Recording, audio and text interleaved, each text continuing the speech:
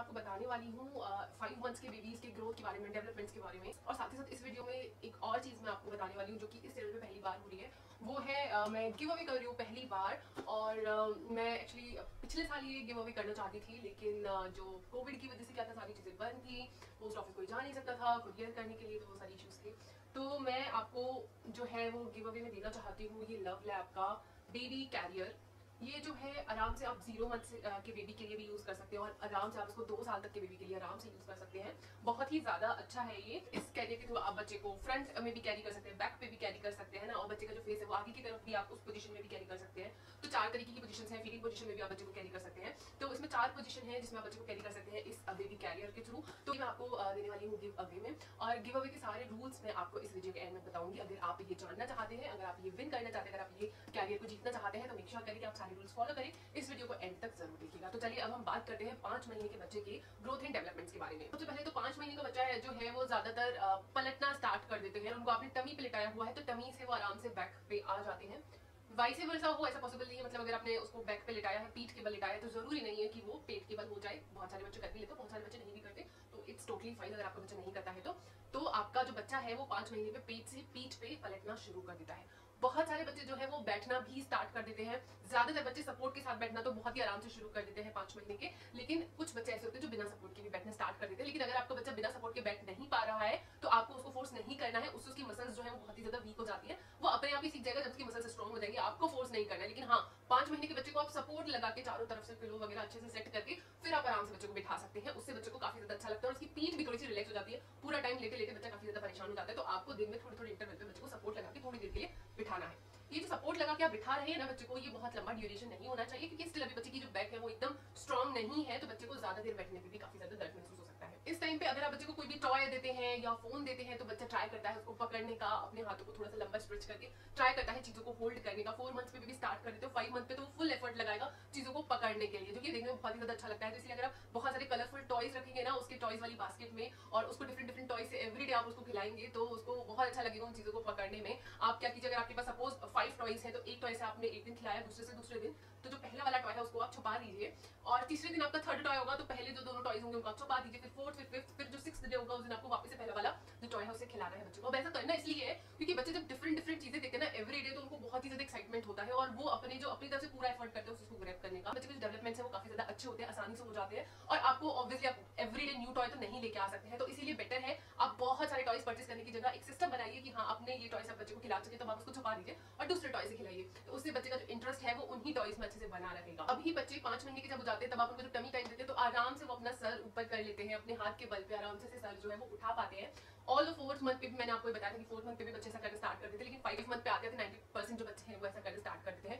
अगर आपके बच्चे नहीं कर रहे हैं तो डेफिनेटली आपको एक बार डॉक्टर से जरूर कंसल्ट करना चाहिए वैक्सीन के टाइम पे। साथ ही साथ बच्चे को मसाज वगैरह भी करना ढंग से शुरू कर दीजिए। अगर आपका बच्चा अभी तक नहीं कर रहा है, 5 महीने के बच्चे को अपना हेड जो है वो अच्छे से होल्ड करना आ जाना चाहिए, उसका सर वगैरह बिल्कुल भी नहीं हिलना चाहिए। अगर ऐसा हो रहा है तो आप प्लीज डॉक्टर से कंसल्ट करें, और साथ ही साथ मसाजेस पे जरूर ध्यान दीजिएगा। मसाजेस के ऊपर भी बहुत सारी मैंने वीडियोस बनाई है, आप जाके चेक कर सकते हैं, सभी के लिंक आपको नीचे डिस्क्रिप्शन में मिल जाएंगे।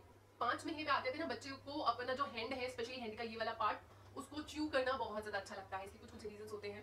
पहली चीज तो ये कि वो अभी भी अपने बॉडी पार्ट्स को डिस्कवर कर रहे होते हैं। अच्छा मेरे पास हैंड है, अच्छा मैं इसको च्यू करता हूँ, क्या होता है। दूसरा रीजन ये होता है कि बच्चे के जो टीथ हैं बहुत सारे बच्चों को आना स्टार्ट हो जाता है, तो उनके गम्स में ना थोड़ी सी टिंगलिंग होती है, बहुत ज्यादा खुजली भी होती है, तो उसकी वजह से कहते हैं बच्चों को च्यू करना चीजों को बहुत ज्यादा अच्छा लगता है। और सबसे ज्यादा जो सूदिंग होता है वो उनका हैंड होता है, तो बच्चे कई बार थंब च्यू करते हैं, कई बार ये जो थंब का ये वाला पोर्शन है इसको भी च्यू करते हैं। बस आपको ध्यान ये रखना है कि बच्चे का जो हैंड है वो क्लीन रहना चाहिए।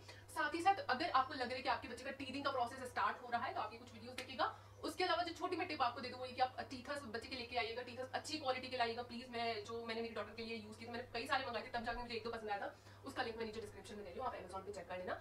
तो टीथर आपको लेने हैं बच्चे के, लेकिन एवरी टाइम जब भी आप बच्चे को टीथर दे रहे हैं उसको सूदिंग के लिए, तभी आपको उसको क्लीन करना होगा अच्छे से। जैसे भी आप बॉटल क्लीन करते हैं ना, बॉटल जो लिक्विड क्लींजर आता है उसी से आपको जो है बच्चे का टीथर को अच्छे से क्लीन करके उसके बाद में बच्चे को देना है। क्योंकि जब बच्चा सक करता है, जब बच्चा च्यू करता है हैंड को या टीथर को, तो वो गीला हो जाता है और जैसे उसको फ्लोर पर रखता है तो जर्म्स आ जाते हैं। इसके लिए बच्चे के जो टीथर है उसको बार बार क्लीन करना जरूरी है। रही बात हैंड की, तो ट्राई कीजिए क्लीन करने की, बट हैंड से इतना प्रॉब्लम नहीं होता जितना कि ये जो टीथर हुए या फिर कोई प्लास्टिक की कोई चीज हुई, इनसे बच्चे को प्रॉब्लम होने के चांसेस ज्यादा होते हैं एज कम्पेयर टू उसके खुद के हाथ के। एक और ब्रेन डेवलपमेंट बताती हूँ 5 महीने के बच्चों का, जो कि बड़ा ही इंटरेस्टिंग है। वो ये कि जो 5 महीने से पहले बच्चे होते हैं, 4 महीने के, 3 महीने के, 2, 1 के, तो उनको क्या लगता है, जब तक आप उनकी आईज के सामने हो या कोई भी ऑब्जेक्ट उनकी आंखों के सामने है, तब तक उनको लगता है कि वो एग्जिस्ट करता है, और जैसे ही वो चला जाता है वो ऑब्जेक्ट, तो उनको लगता है कि वो परमानेंटली डिसअपियर हो गया है।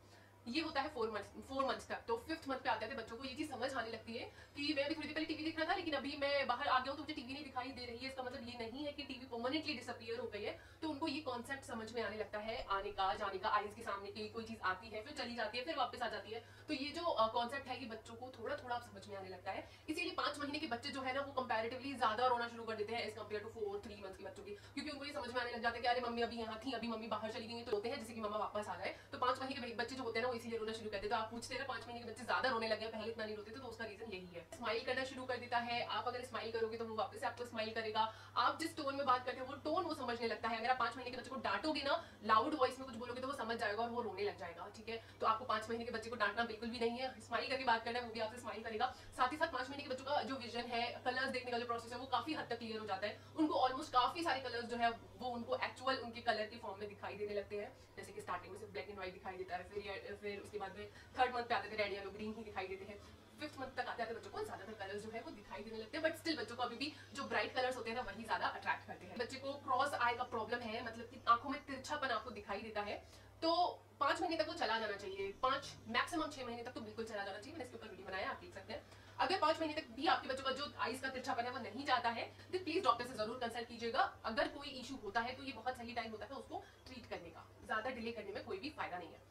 दूसरी चीज, अगर आपके बच्चे बहुत ज्यादा स्वेट करते हैं, बहुत ज्यादा पसीना आता है, तो ये वीडियो देखिएगा। मैंने इसके ऊपर डिटेल में बताया है कि क्यों आता है और आपको क्या करना चाहिए। वैसे मैं आपको बता दूं, इसमें कोई भी टेंशन लेने वाली बात नहीं है, इट इज कंप्लीटली नॉर्मल। लेकिन हाँ, आपको कुछ चीजें जरूर करनी चाहिए, जिससे कि बच्चे को पसीने की वजह से रैशेस ना हो, दाने ना हो, खुजली ना हो। उसके लिए कुछ चीजें आपको करनी है, उसके लिए आपको वो वीडियो तो देखना ही पड़ेगा।